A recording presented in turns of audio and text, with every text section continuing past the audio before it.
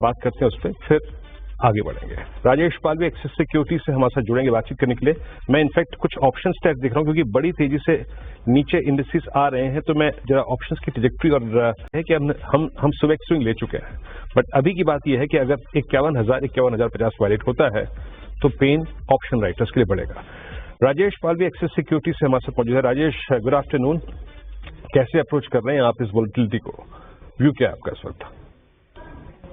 Good afternoon Virendra ji. तो देखिए, market ने एक अच्छा पुल बैक फर्स्ट हाफ में ऑलरेडी दे दिया है आरबीआई पॉलिसी के साथ, और हमें लगता है कि जिस तरीके से बैंक निफ्टी 51,600-700 के क्लस्टर पे जाके थोड़ा रुका है, वहाँ पे हमें लगता है कि थोड़ा सप्लाई जोन रहेगा ड्यूरिंग द डे एटलीस्ट, क्योंकि आज वीकली एक्सपायरी भी है। तो जो मेजर कॉल कॉन्सेंट्रेशन एरिया है उसके आसपास से ही बैंक निफ्टी ने एक सप्लाई जोन लिया है हमें लगता है। लेकिन जिस तरीके से मार्केट ने लोअर साइड से एक बेस बना के रिकवरी के साइन यहाँ पे दिए हैं, तो हमें लगता है कि हो सकता है कि आज थोड़ा अब मार्केट साइडवेज रहे, लेकिन गोइंग फॉरवर्ड हमें लगता है कि यहाँ से कंटिन्यूटी आते हुए दिखेगी एंड अगले 1 से 2 ट्रेडिंग सेशन में वापस मार्केट हमें लगता है कि हायर साइड पर मूव होता हुआ दिखेगा। और वंस अगर हम 51,600-700 के क्लस्टर को क्रॉस करने में कामयाब होते हैं स्पॉट पे, तो ये मोमेंटम 52,200 की तरफ भी बढ़ते हुए दिखेगा।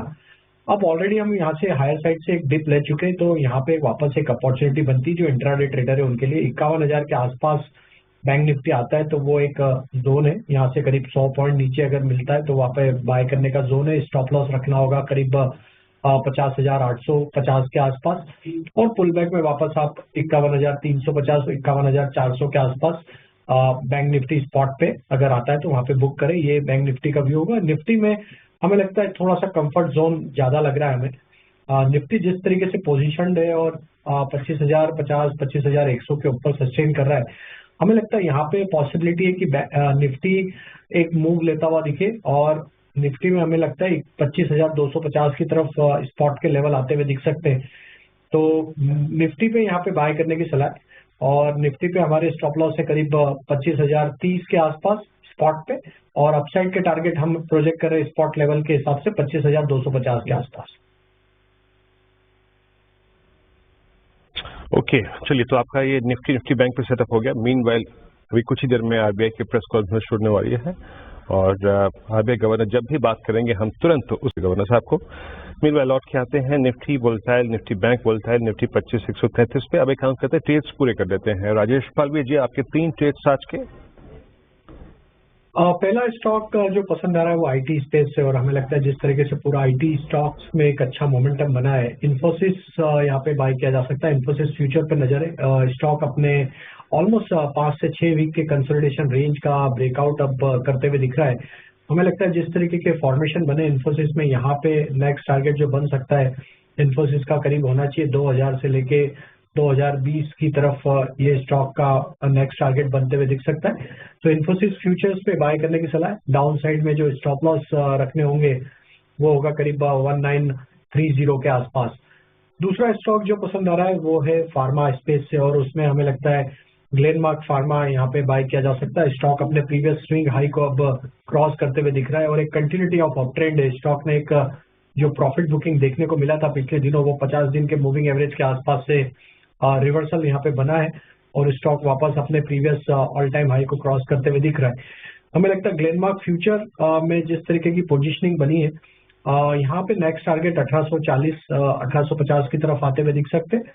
स्टॉप लॉस जो रखना होगा करीब होगा 1745 के आसपास।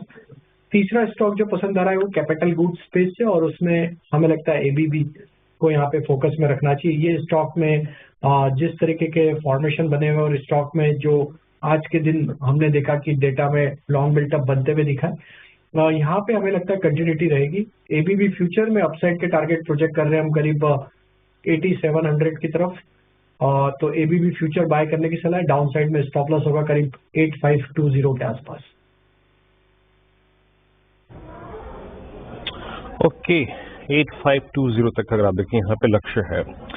चलिए, ये ट्रेड्स पूरे हो गए, और अभी एक काम करते हैं, छोटा सा ब्रेक लेते हैं, लेकिन ब्रेक पे जाने से पहले जरा प्लीज आपको एक बार स्क्रीन पे दिखाइएगा स्पाइस जेट।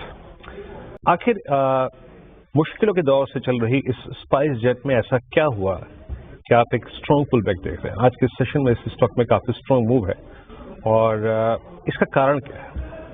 छोटे से ब्रेक करते हैं, आज का ऑप्शन ट्रेड पिक करते हैं। राजेश पालवे जी बताइए क्या पिक कर रहे हैं आप आज?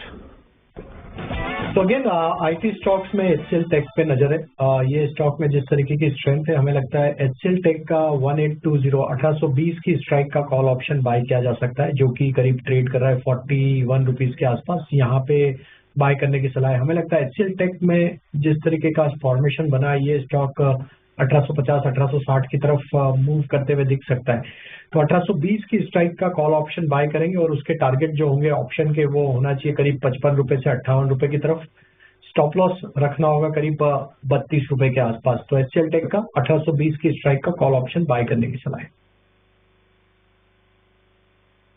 जी हाँ, इसमें कोई राय नहीं। देखिए, बाजार में अगर कोई कन्विक्शन, कोई इस बाजार की रीढ़ बना हुआ है तो वो है निफ्टी आईटी। आज 450 अंक ऊपर है। इवन आई थिंक कल के दिन में भी कन्विक्शन कम नहीं हुआ था और निफ्टी आईटी स्ट्रांग। आप देख लीजिए, चाहे वो इन्फोसिस हो, चाहे वो टेक महिंद्रा हो, चाहे वो एक्सल फाइनेंशियल्स हो, चाहे फॉर द टाइमिंग जो एचसीएल टेक्नोलॉजीज की कॉल शेयर की गई है, डे हाई पर आके ट्रेड करता हुआ 41 पे ट्रेड कर दी कॉल ऑप्शन। शुक्रिया राजेश जी इस कार्यक्रम में शामिल होने के लिए और सभी स्टॉक्स और इंडिसेस पर बैठने के लिए। एक ब्रेक, आपसे अगली मुलाकात होगी आज का माइक अड्डा में हर्ष दौरान उसके साथ। तब तक के लिए नमस्कार।